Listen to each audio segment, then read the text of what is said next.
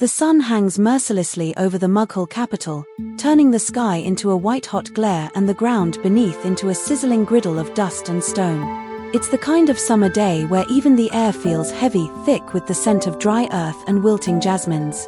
The white marble of palatial courtyards reflects the sunlight like polished mirrors, glowing with a heat so intense it blurs the edges of reality itself. Servants scurry through arched corridors, their linen garments clinging to sweat-soaked skin, their breath laboured under the unrelenting blaze. In the royal gardens, peacocks strut languidly in search of shade, their brilliant feathers trailing like cloaks of defiance against the heat. And yet, beyond the suffocating stillness, behind the intricately carved jali screens and the hush of high-domed kitchens, something wondrous stirs. A secret miracle is unfolding, as ancient as it is ingenious. A lone servant appears at the threshold of the Shohi Bawarchikhana. The imperial kitchen, sacred ground where food becomes art. His journey has been long, treacherous, and vital. His turban is damp, his face flushed, and his hands tremble not just from exhaustion, but from the magnitude of what he carries. Cradled like a relic, wrapped tightly in layers of straw, muslin, and salt, lies the impossible, snow. Pure, crystalline snow, brought all the way from the towering peaks of the Himalayas, down winding trails, across burning plains, guarded like treasure. It is not just ice, it is prestige in powdered form. The package is handed to the head chef, a figure revered not only for his culinary mastery but for his deep understanding of balance, essence, and season.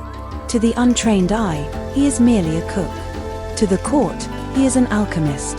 Carefully, almost reverently, he unwraps the snow, ensuring not a flake is wasted. The bowl before him already glows with the pulp of ripe Alfonso mangoes, their golden hue catching the faint light that filters through lattice windows.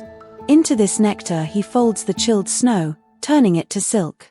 Drops of rose water are added next, distilled from blossoms gathered at dawn. A whisper of saffron, precious, delicate, is infused, its threads swirling like strands of sunlight in the mixture. He stirs. He pauses. He tastes. And in that instant, everything slows. The kitchen hushes. Time bows before the sorbet.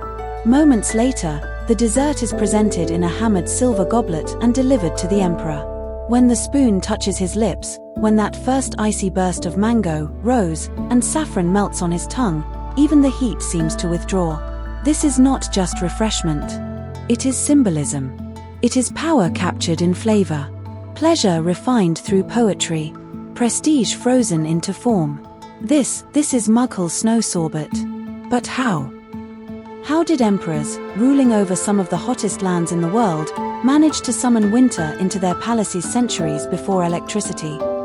Why did they go to such lengths, crossing mountain passes and sun-scorched valleys, just to taste cold on their tongues? You're about to find out. Because this isn't just a story about dessert.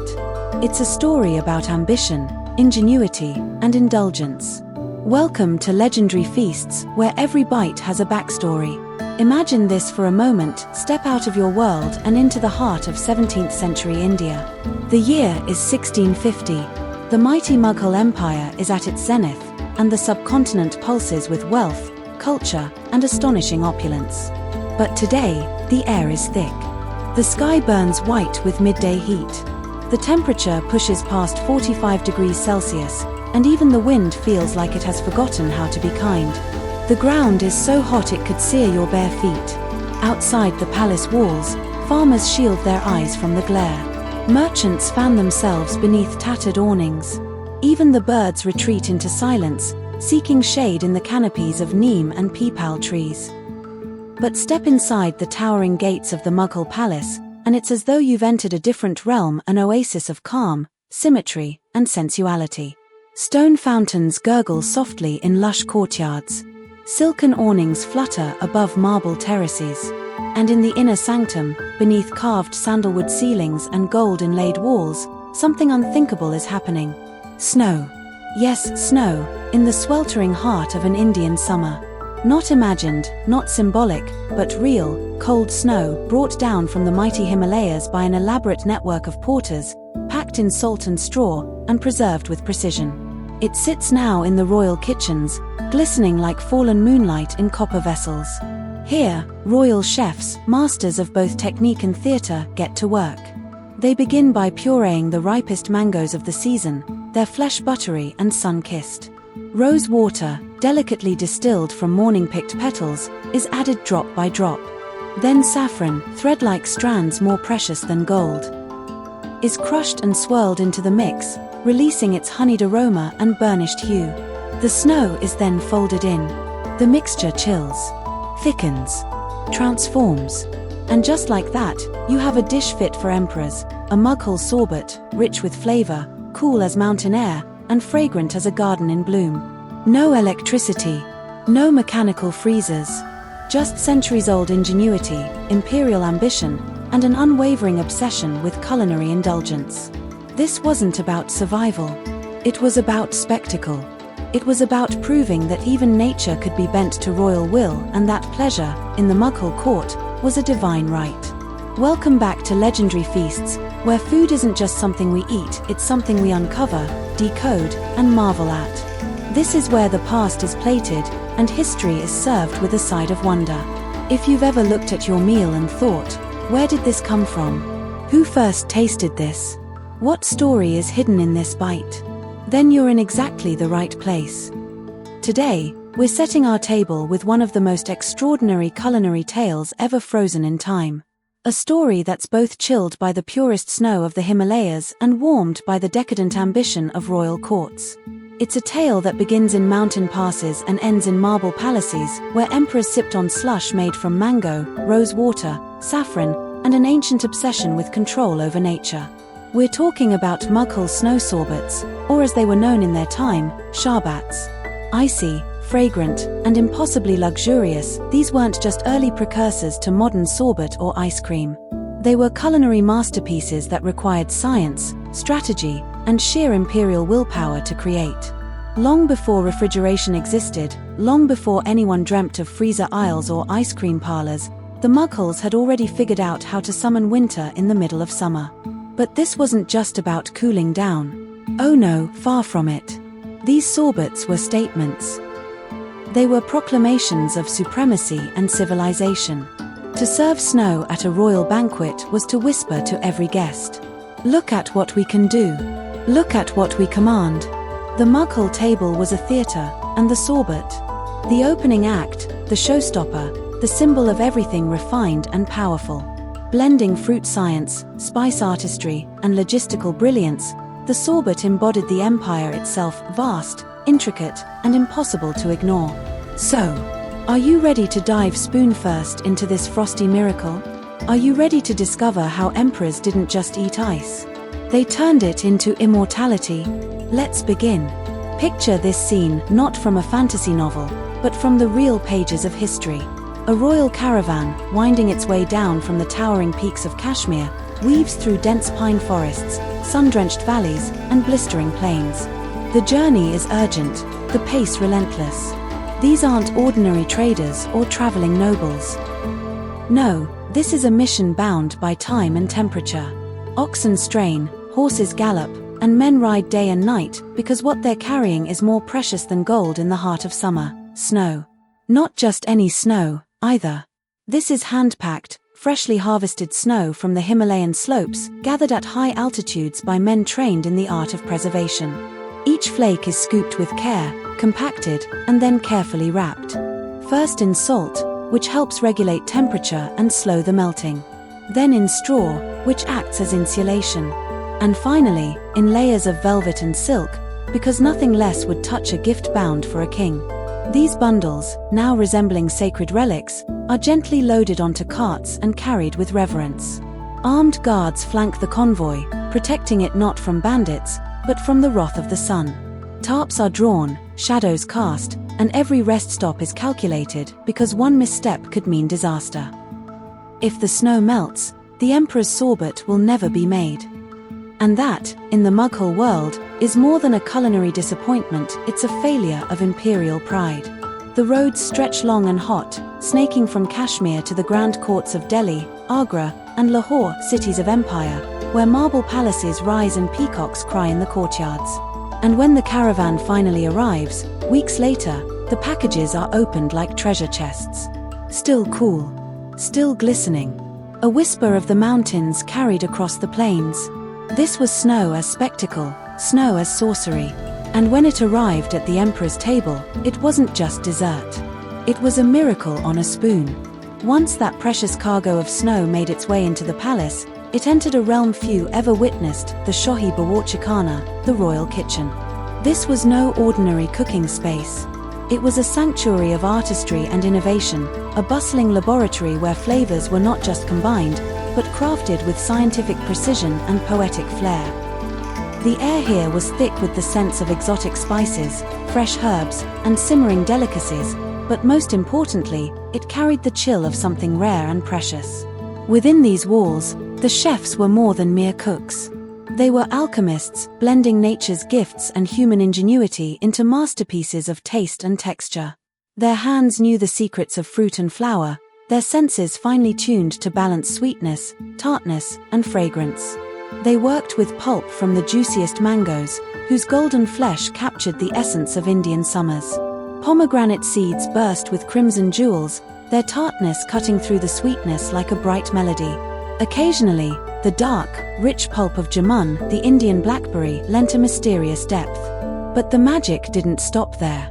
To these fruits, they added rose water from kanauj, distilled from delicate petals harvested at dawn, a fragrance so pure it was said to awaken the soul.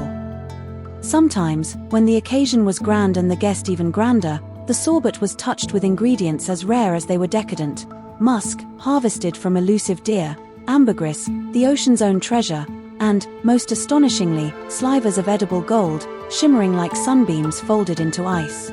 This wasn't just nourishment. It was flavored status, a sensory declaration of wealth, refinement, and power. Every spoonful was designed to dazzle and delight, to impress visiting ambassadors whose eyes scanned every detail of the feast, to woo lovers who savored the sorbet as a symbol of romance and luxury, and to inspire poets who found in its cool sweetness the perfect metaphor for paradise on earth. In the Mughal court, food was never just food.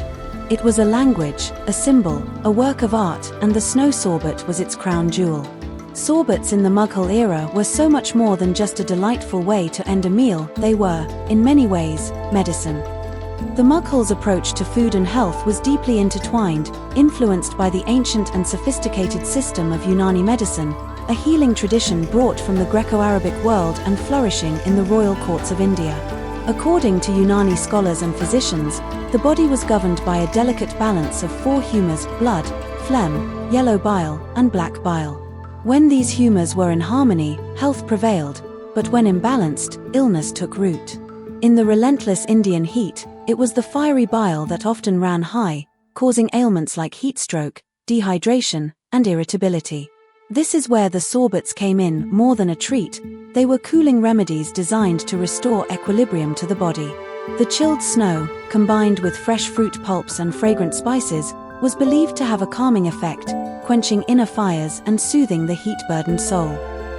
Doctors of the court prescribed these icy potions not only to treat symptoms of overheating but also to sharpen mental clarity and invigorate the spirit. They saw in the sorbet a bridge between pleasure and wellness, a culinary tonic that healed as it refreshed. Picture, then, the ritual of serving these magical concoctions: gleaming silver goblets, carved with intricate floral motifs, brimming with the delicate sorbet, resting upon beds of fresh jasmine petals. The jasmine's subtle fragrance mingled with the sorbet's aroma, creating a sensory experience that was as much about the nose and eyes as it was about the tongue. Imagine yourself, on a scorching summer day, offered such a goblet, a chilled elixir that cools your body, enlivens your mind, and transports you into the refined world of Mughal luxury. A perfect balance of science, tradition, and indulgence, served with a touch of royal ceremony.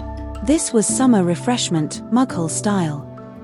The quest for snow and sorbets wasn't a casual luxury, it was a matter of imperial pride, a symbol of power that required dedicated teams and immense resources.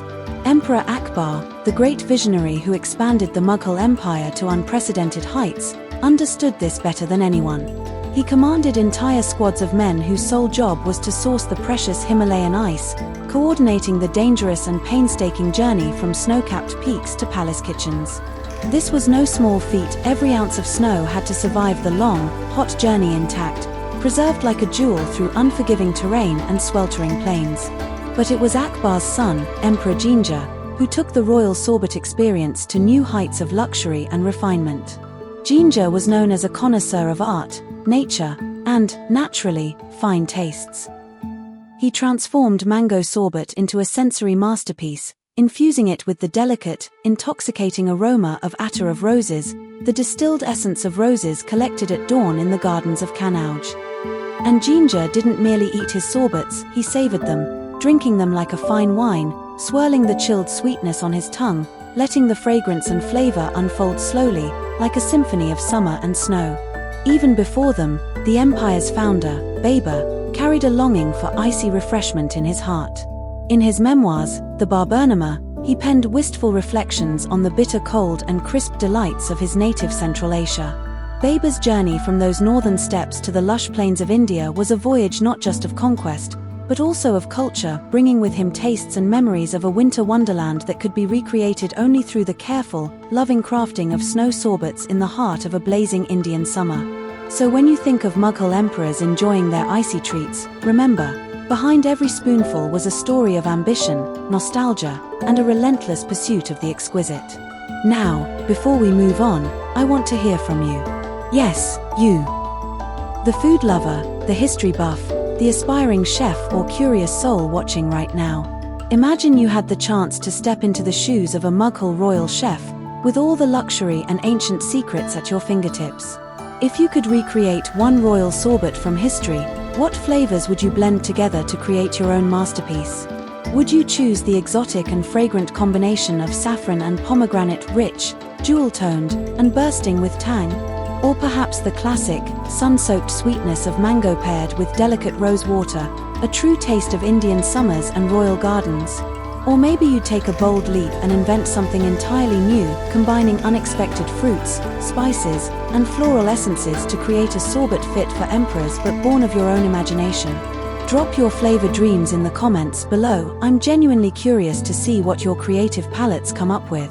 And hey, if you're loving this delicious journey into the past, these stories where history meets flavor, don't forget to hit that like button. It really helps us bring more incredible food history tales your way. Plus, it's a sweet little way to say, yes, I'm here for this.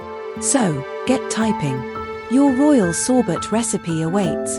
Long before the hum of modern refrigeration, long before freezers became household staples, Mughal chefs achieved the seemingly impossible.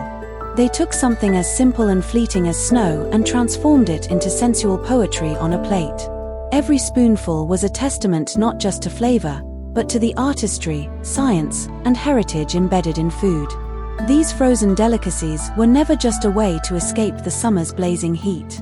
No, they carried deeper meaning. They were living expressions of empire, shining examples of human creativity and determination. Through the delicate balance of ice, fruit, and spice, the Mughals captured their world's grandeur and splendor in every bite. Sorbet became a symbol of ambition, innovation, and the timeless quest to make life and dessert not only enjoyable but utterly beautiful. If this journey through the frozen secrets of food history has whetted your appetite for more, don't just savor this moment, subscribe to Legendary Feasts and tap the bell icon. That way, you'll never miss a single bite from the past, where every dish tells a story and every recipe is a portal to a forgotten world. So until we meet again, remember to stay curious, stay cool, and let sorbet forever remind you that even the simplest pleasures can hold the most extraordinary tales.